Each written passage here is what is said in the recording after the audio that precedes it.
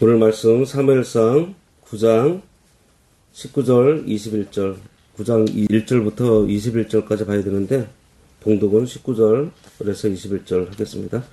사무엘이 사울에게 대답하여 이르되 내가 선견자이니라. 너는 내 앞서 산당으로 올라가라. 너희가 오늘 나와 함께 먹을 것이요 아침에는 내가 너를 보내되 내 마음에 있는 것을 다 내게 말하리라. 사흘절에 이른 내 암나기들을 염려하지 말라. 찾았느니라. 온 이스라엘이 사모하는 자가 누구냐? 너와 내 아버지의 온 집이 아니냐 하는지라.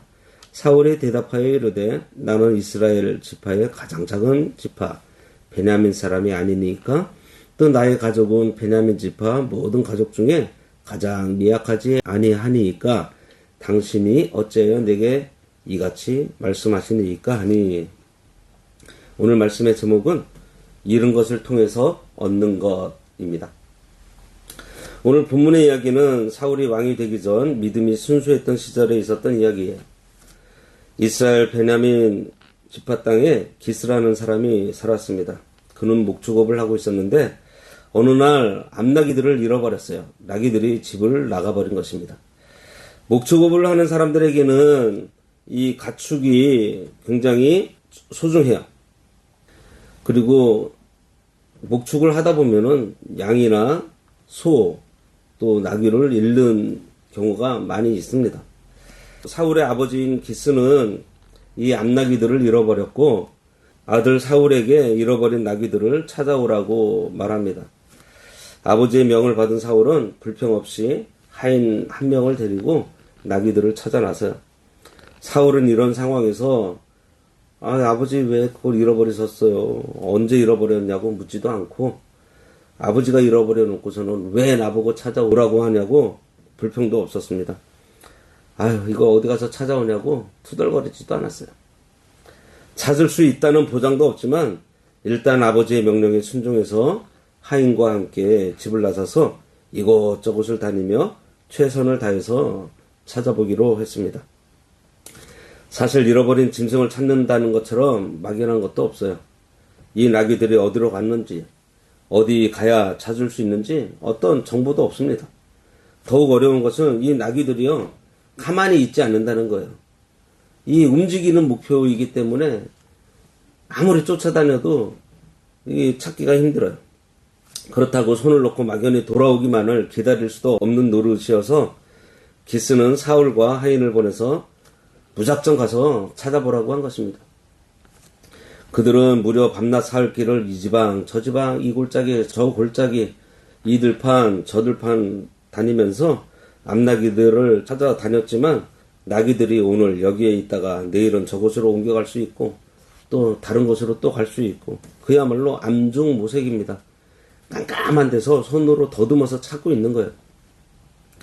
이 두 사람이 방문한 곳이요, 에브라임 산지, 살리사 땅, 사알림 땅, 많습니다. 이 살리사 땅은 제3국의 땅이라 그래서 국경 너머까지 갔다 온 거예요.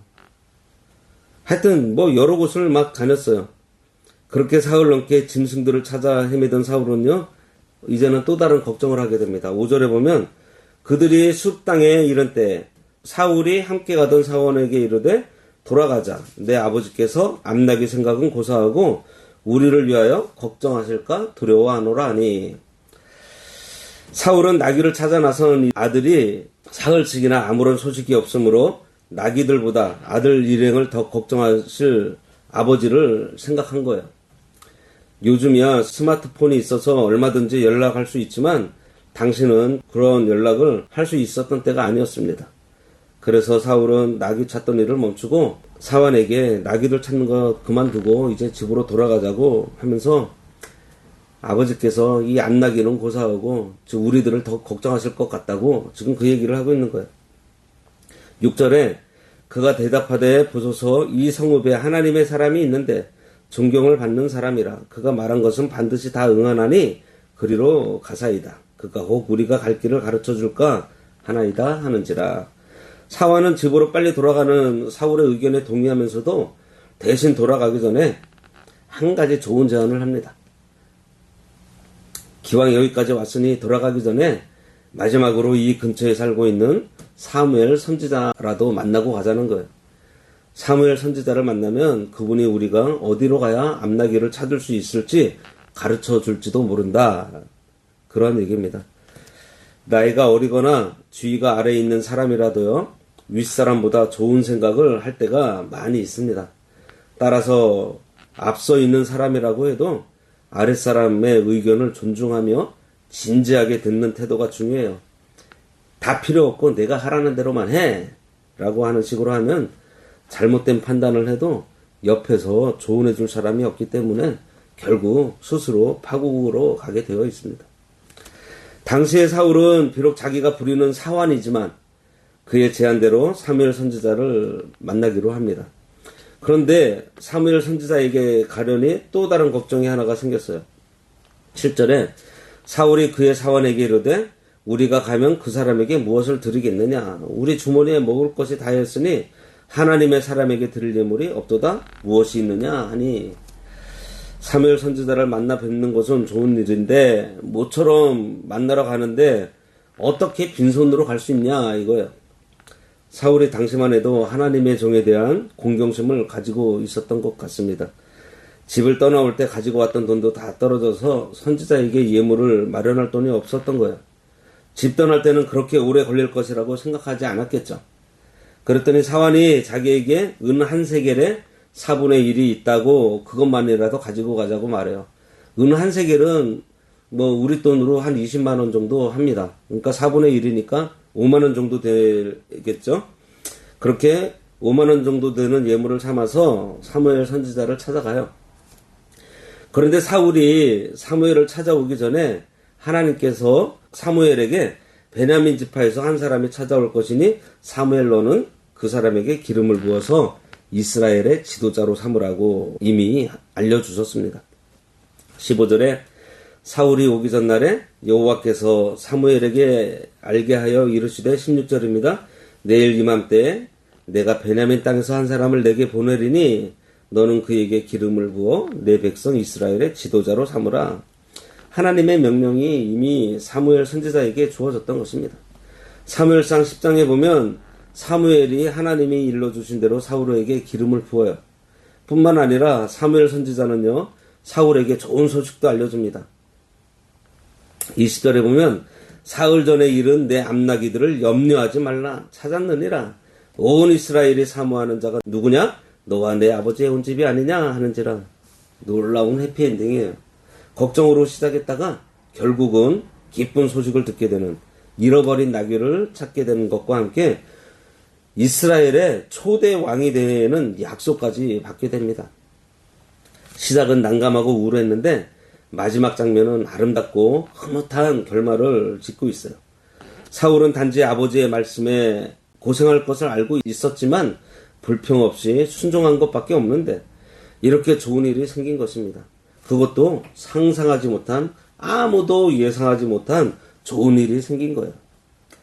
이렇게 오늘 본문에서 나오는 이야기를 통해서 우리가 몇 가지 교훈을 얻을 수가 있습니다. 먼저는 예수님을 믿고 하나님의 백성이 되고 하나님의 자녀가 된 성도들이라도요, 원치 않는 일을 만날 수 있고 소중한 것을 갑자기 잃을 수 있고 허탈해질 수 있고 어찌할 바를 모르는 난감한 상황에 빠질 수 있다는 것입니다. 사울의 아버지 기스가 경험했던 것처럼 우리들도 때때로 원치 않는 난감한 일을 만날 수 있어요. 소중한 것을 순식간에 잃었는데 해결책은 보이지도 않고 난감해야 할 만한 일들을 얼마든지 당할 수 있습니다. 어느 날 갑자기 기스의 나귀들이 집을 나가는 것 같이 우리들에게도 예상치 않은 원치 않은 일들이 생겨날 수 있어요. 이태원에서 일어난 압사 사건 속에 나의 자녀가 있을 수도 있었고, 세월호에 또 나의 조카가 있었을 수도 있고, 광산이 붕괴되었는데 내 친척이 있었을 수도 있고, 어떤 장로님의 아들은요, 스키장에 갔는데 그 나무에 그냥 부딪혀서 바로 그 자리에서 죽었대요. 어느 날 갑자기 일어난 일이에요. 남편이나 아내의 갑작스러운 죽음이 있을 수도 있고, 제가 13살 초등학교 6학년 때 우리 어머니께서 갑자기 돌아가셨는데 저는 처음으로 우리 아버지의 우는 모습을 그때 봤습니다. 참으로 언제 소중한 것들을 잃을 수가 있을지 우리는 아무도 몰라요. 어떤 것들은 되찾을 수 있겠지만 어떤 것들은 다시는 되찾지 못하는 경우가 있습니다. 여기서 우리가 생각해야 되는 것이요.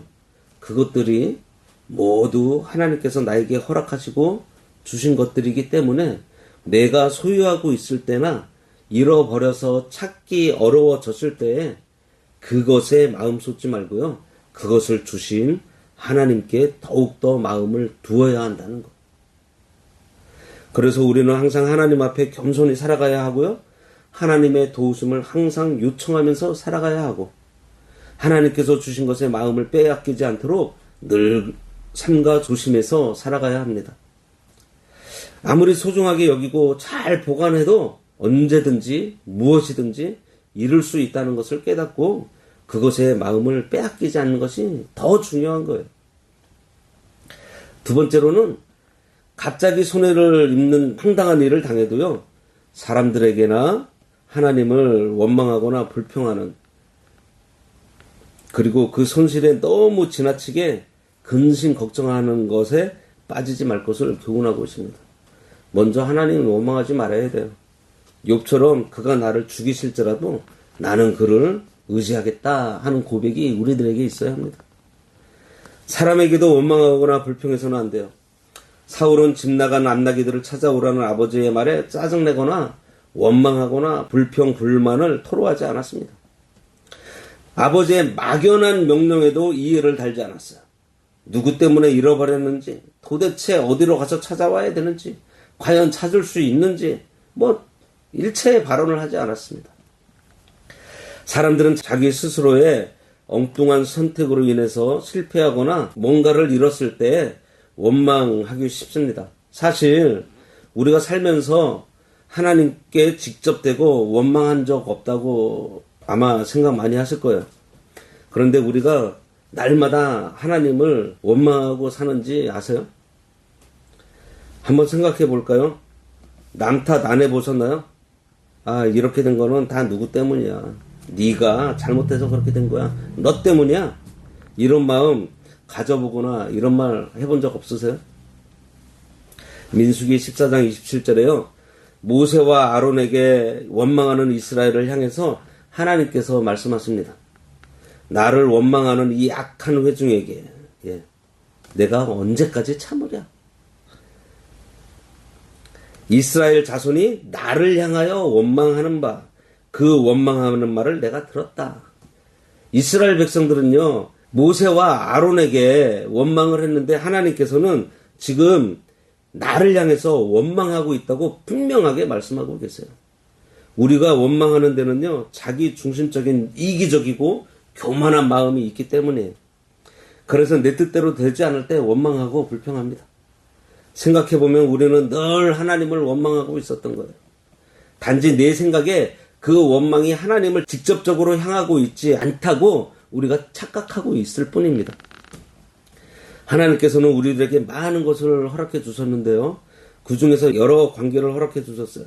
가족을 주셨고요. 친구의 관계, 공동체 안에서 하나님께서 맺어주시고 허락한 사람들을 향해서 원망하는 게 그게 바로 하나님을 원망하는 것입니다. 그리고 지나친 근심이나 걱정에 빠져서도 안 됩니다. 문제를 만나면 생각하게 되고 이성이 있기에 걱정할 수 있어요.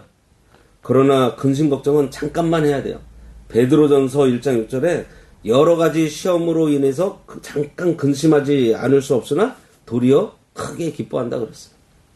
너무 깊이 걱정하게 되면 불면증에 걸리고요. 신경쇠약에 걸리고 우라통이 터져서 화병에 걸려 시험에 들게 됩니다. 마귀가 그런 마음을 이용해서 말 그대로 점점 더 죽을 지경으로 우리를 끌고 간다는 거예요. 잠깐만 걱정하고 그 생각을 바꿔서 하나님께 맡기고 나갈 줄 알아야 돼요. 앞에서도 말씀드렸듯이요. 우리가 받은 것이 아닌 그것을 주신 하나님을 바라봐야 합니다. 다윗처럼 툭툭 털고 일어설 줄 알아야 됩니다. 걱정하지 않는 것이 가장 좋지만 우리가 연약한 인간인지라 걱정할 수 있습니다. 하지만 그 걱정을 너무 오래 끌거나 그 걱정에 사로잡히지 말라는 거예요. 그렇게 걱정을 툴툴 털어버릴 수 있으려면요, 우리 속사람을 강하게 해야 합니다. 시편 40편 5절에 내 영혼아 내가 어찌하여 낙심하며 어찌하여 내 속에서 불안해하는가. 너는 하나님께 소망을 두라. 그가 나타나 도우심으로 말미암아 내가 여전히 찬송하리로다. 우리 속사람을요 튼튼하게 하는 것이 뭔지 아세요? 하나님께 소망을 두는 것입니다. 하나님만 바라보는 거예요. 이 근심이라는 말의 뜻은요, 마음이라는 말하고 나눈다라는 말이 합쳐져서 이루어진 복합어예요. 마음이 나누어지면서 걱정거리가 생긴다는 것입니다. 근심은요, 내적인 것이고요, 두려움은 외적인 것인데, 내적으로 근심이 깊어지면 이 외적으로 두려움으로 나타나게 되는 거예요. 현대인들이 불면증으로 고생하는 사람들이 많은 것 같아요. 작년에 우리나라 불면증 환자가 등록된 사람만 110만 명이 넘는다고 합니다. 불면증은 걱정이 되고 고민돼서 스트레스와 불안이 쌓여서 신경이 과민해졌기 때문에 그런 거예요. 그러니 성도인 우리는 하나님께서 주신 것들에 집착함으로 해서 스트레스 받지 말고 그것들을 주신 하나님께 집중하면서 소망하면서 하나님의 섭리에 우리를 맡길 줄 알아야 합니다. 모든 일들이 하나님의 섭리 가운데 진행되고 있다는 것을 믿고 어떤 상황을 만나더라도 우리를 사랑하는 아버지께서 행하시는 줄로 믿고 마음의 여유를 가져야 하겠습니다. 하나님의 관점에서 보는 것이 아주 중요해요. 하나님께서 보실 때 별일 아닌데 그냥 가면 될 텐데 그냥 땅에 있는 우리들이 자기 스스로 근심하며 걱정하며 살고 있으니 웃기는 일이에요. 근심 걱정에 대해서 예수님께서도 말씀하셨어요. 마태복음 6장 31절에 너희가 염려하여 이르기를 무엇을 먹을까, 무엇을 마실까, 무엇을 입을까 하지 말라 그랬습니다.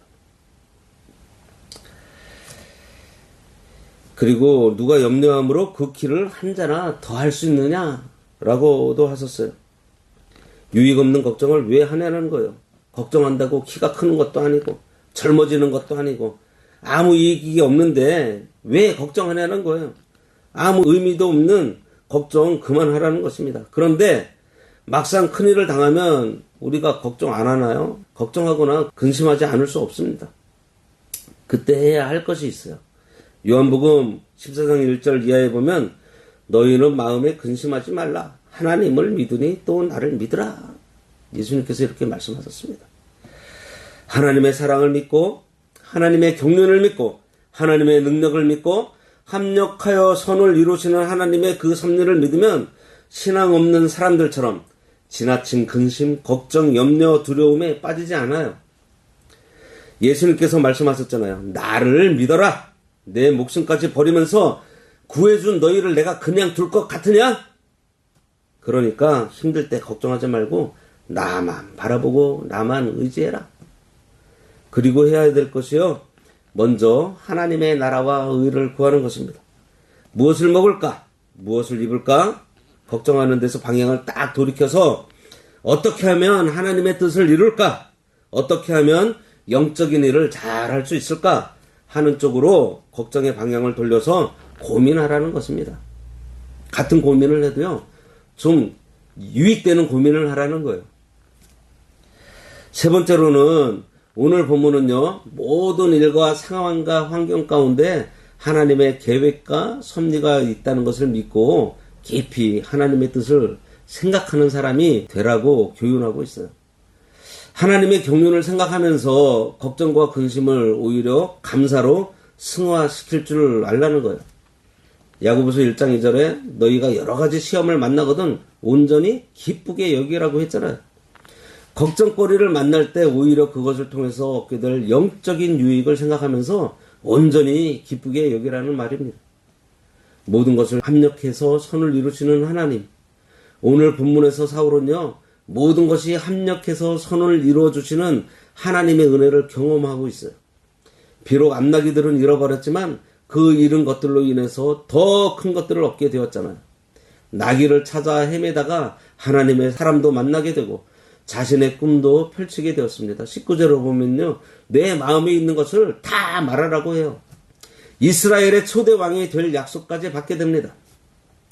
그러니 우리도 염려하지 말고 그 사건과 모든 것을 합력해서 선을 이루시는 하나님께 다 맡기고 아랠 바를 아를 줄 알아야 돼요. 베드로도 너희가 이제 여러 가지 시험을 인해서 잠깐 근심하게 되지 않을 수 없으나 오히려 크게 기뻐하라 그랬습니다. 우리의 삶에 갑작스러운 손해가 난다든지 견디기 어려운 일이 생길 수 있습니다. 그때 힘든 것과 잃어버린 것만 생각하지 말고요. 그것을 통해서 얻을 것도 우리가 생각할 줄 알아야 돼요. 우리가 돈을 잃어버렸으면요. 그 일로 돈이 다가 아니고 그 돈을 주신 하나님을 찾게 된 것, 그리고 명예를 잃고 찾게 된 겸손, 건강을 잃었지만 그로 인해서 하나님을 더욱더 의지하는 믿음을 얻게 된 것을 감사해야 하겠습니다. 성도는 눈앞의 것으로 일희일비하지 않으며 영적으로 유익한 것을 추구해야 합니다. 영적인 것에 더 큰 가치를 두어야 할 것입니다. 모세는 바로의 공주의 아들이라 칭함받기를 거절하고요. 도리어 하나님의 백성과 함께 고난받기를 잠시의 제약을 누리는 것보다 더 좋다고 했고요. 그리스도를 위해서 받는 수모를 애굽의 모든 보화보다 더 큰 재물로 여겼다고 했습니다. 육신적인 것, 세상적인 것을 잃어버린 것이 있으세요? 그로 인해서 더 크고 신령하고 영적인 것들을 얻게 되었다는 것을 깨달으시기 바랍니다. 거기에 신비가 있고요. 숨겨진 기쁨이 있고 참된 소망이 있고 하나님의 경륜과 복이 준비되어 있다는 것을 알게 될 것입니다. 성경에는 전화위복이 되는 사건들이 많이 기록되어 있어요. 바로가 이스라엘의 남자아이들을 나일강에 던져 죽이려고 했지만 하나님께서는 그 일로 인해서 모세가 왕궁에서 고등교육을 받게 하십니다. 요셉의 형들의 미움을 받아서 노예로 팔려 애굽에 가서 종살이하고요. 누명으로 옥살이를 했지만 그로 인해서 애굽의 총리가 돼서 자기 민족을 살려내는 일을 해요. 다니엘은 모함으로 사자굴에 던져지는 시련이 왔지만 하나님은 그것을 통해서 그를 모함하는 정적들을 제거하시고 하나님의 영광이 만국에 다 드러나게 하셨습니다. 마귀는 예수 그리스도를 십자가에 처형시킴으로 끝장냈다고 생각했지만 하나님께서는 그것을 통해서 자기 백성의 영원한 구속을 완성시키셨습니다. 그러니 눈앞에 당하는 현상만 보지 말고요. 그것을 모두 이용해서 선을 이루시는 하나님의 그 섭리와 그 안에서 준비된 복을 바라볼 줄 알아야 돼요. 모세가 하나님의 백성과 고난받기를 좋아한 것이 상 주시는 하나님을 바라보았다고 했습니다. 다시 한번 강조하지만 잃은 것만 생각해서 근심, 걱정, 염려하지 말고 그로 인해서 얻는 것, 얻게 될 상, 그리고 그 상을 주시는 하나님을 바라보며 감사할 수 있어야 합니다. 예수님은 마태복음 6장 34절에서 내일 일은 내일 염려할 것이고 한낱 괴로움은 그날에 족하다고 하셨어요. 아직 일어나지도 않은 일에 대해서 미리 걱정하지 말고 그날 가서 생각하고 대처하면 돼요. 너무 앞서서 생각하고 판단하는 것은요 옳지 않습니다. 이 얘기는 아무것도 하지 말라는 것이 아니에요. 문제는 다 하나님께 맡기고 지금 내가 해야 할 일들에 집중하고 충성하면 되는 거예요. 맡겨진 일에 충성하면 문제는요 하나님께서 다 해결해 주십니다. 미리부터 걱정하느라고 잠 못 이루고 속 끓이지 말고 하나님께 다 맡기고 하나님께서 하신 말씀을 순종하면서 지금 있는 자리에서 자기에게 맡겨진 일에 충성하면 되는 거예요. 아브라함이 이삭을 바치려고 할 때 인간적으로는 얼마나 마음이 괴롭고 아프고 걱정이 많았겠어요. 하지만 아브라함은 모든 것 하나님께서 다 맡기고 이삭을 통해서 큰 민족을 이루시겠다는 그 약속의 말씀, 그 약속을 믿고 그저 하나님께서 지금 하라고 한 그 일을 했을 때 하나님께서 이미 수양 한 마리를 준비해 두셨잖아요. 주님이 십자가에 처형되신 다음에 안식일이 지난 새벽 마리아와 몇 여인이 예수님께 드릴 향유를 가지고 무덤으로 찾아갑니다. 보통 사람들 같으면 그렇게 할 수 없었을 거예요.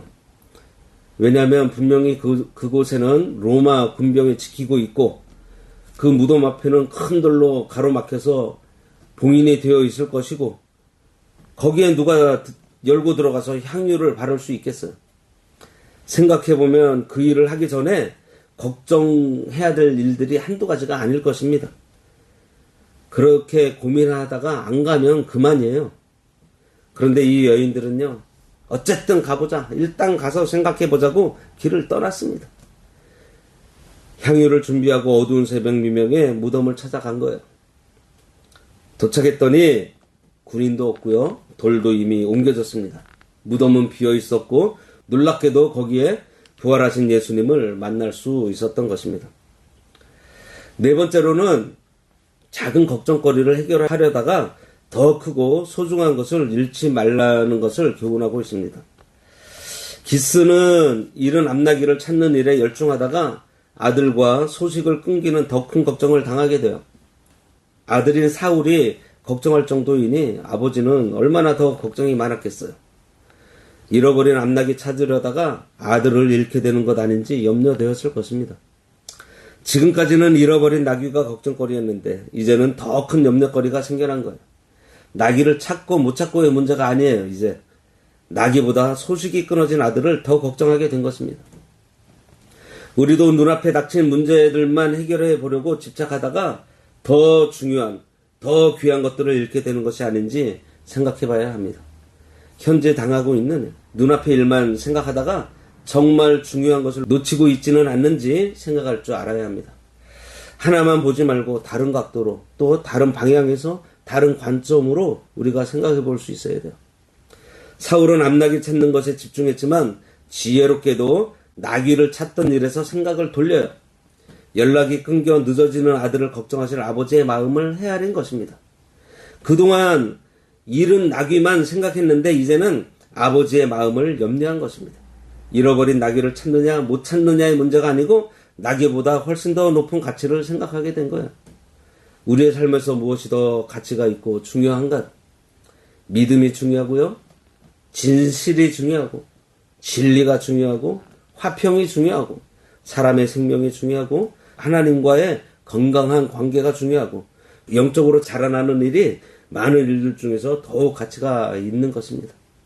그래서 더욱 가치 있는 일들에 우리의 마음을 집중하고 바른 선택을 해야 하겠습니다.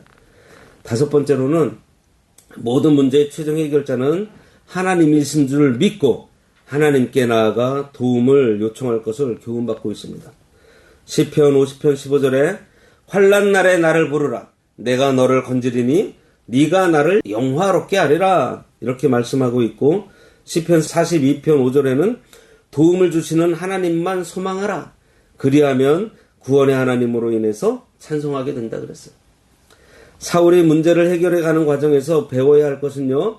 바쁘고 힘든 여정 중에도 하나님의 사람 사무엘 선지자를 찾아간 거예요. 자기의 문제와 고민을 하나님께 고하고 하나님의 뜻을 찾고자 한 것입니다. 오늘날로 말하면요. 기도로서 문제의 해답을 얻으려고 한 거예요. 사도 바울은 아무것도 염려하지 말고 오직 모든 일에 기도와 간구로 너희 구할 것을 감사함으로 하나님께 아뢰라. 그리하면 지각에 뛰어나신 하나님께서 하나님의 평강이 너희의 마음을 지킨다. 그렇게 말하고 있어요. 걱정거리 있으세요? 그러면은 기도하세요. 그리고 기도하는 중에 하나님의 음성을 들으시기 바랍니다. 그 하나님의 음성을 듣는 게 어떤 것인가 하면 기도할 때 먼저 걱정거리를 다 멈춰버리세요. 그리고 기도하고 그때 감사가 나올 때까지 기도하는 것입니다. 미워하는 마음이 있으면 그 미워하는 마음이 사라질 때까지 나에게 두려운 마음 사라질 때까지 나에게 복잡한 마음이 있으면 그것이 사라질 때까지 그러면서 마음이 평안해지면서 하나님께 감사하는 마음이 터져나올 때까지 우리가 기도하는 거예요. 기도가 없는 걱정은요. 결국은 마귀의 노예가 되고 시험에 빠질 수밖에 없어요. 걱정과 근심이 몰려오면요. 우리는 바로 무릎을 꿇고 하나님 앞에 기도해야 합니다. 기도할 때 모든 염려, 근심, 걱정은요, 다 하나님께 맡기세요. 하나님의 말씀 붙들고 하나님의 섭리 생각하면서 하나님께서 하시고자 하시는 뜻이 무엇인지 우리가 찾으면서 기도해야 합니다.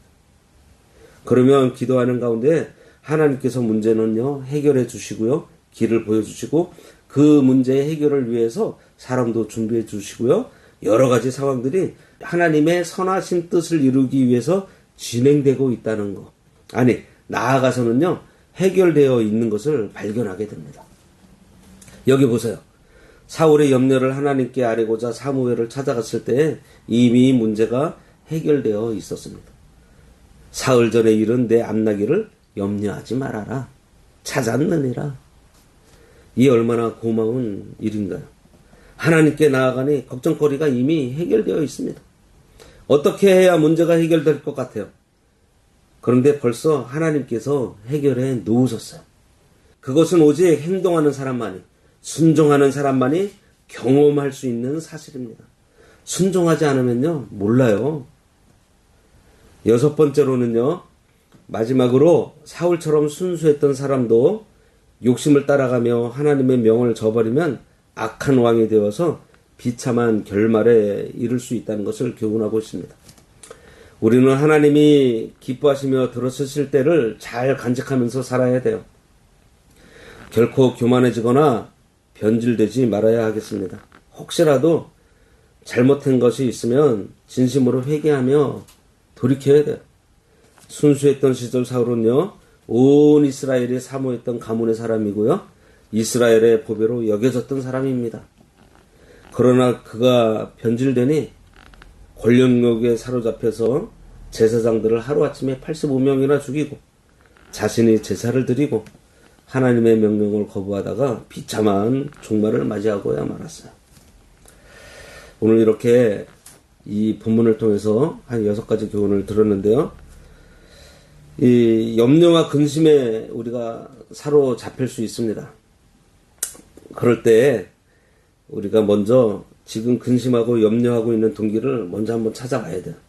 그 뿌리가 어디에 있는지, 혹시 불신앙에서 온 것은 아닌지, 우리가 근심하고 있는 원인을 나 자신에게 묻고 또 물어서 찾아내야 합니다.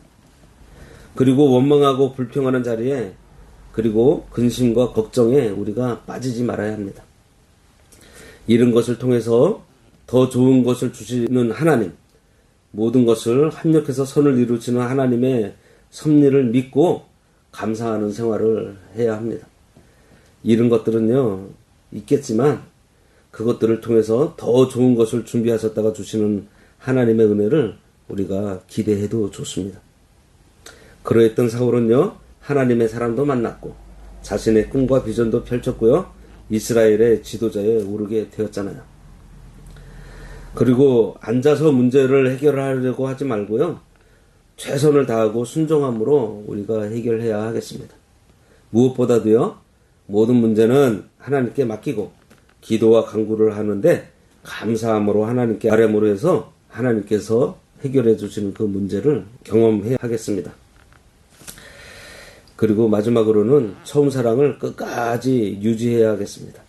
사역을 따라서 하나님의 말씀을 떠남으로 버림을 받아 비참해지는 불쌍한 사람이 되지 말아야 할 것입니다. 하나님은 순수한 사람을 찾으시고 그를 사용하세요.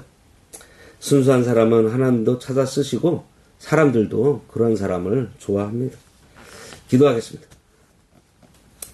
하나님 아버지, 저희들 이 세상을 살아가는 가운데 잃게 되거나 손해보는 것으로 믿음마저 잃어버리게 되는 어리석음에 빠지지 않도록 도와주시고, 그러한 일들 때문에 우리를 엄습하는 근심과 걱정을 물리칠 수 있도록 우리의 믿음을 굳게 세워주시되, 모든 일을 합력해서 선을 이루어주시는 우리 아버지 하나님만 바라보며 그 가운데 하나님의 뜻을 따라 순종하며 살게 해주시고, 혹시 저희들 근심해서 낙심하게 되더라도 그 가운데 하나님을 원망하는 어리석음에 빠지지 않도록 우리 앞에 펼쳐진 문제들을 작게 보는 영적인 눈을 허락해 주시옵소서.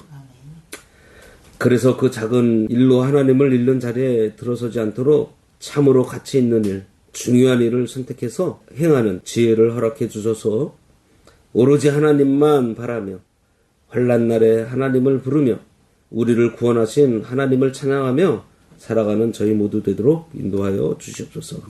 예수님의 이름으로 기도드리옵나이다. 아멘.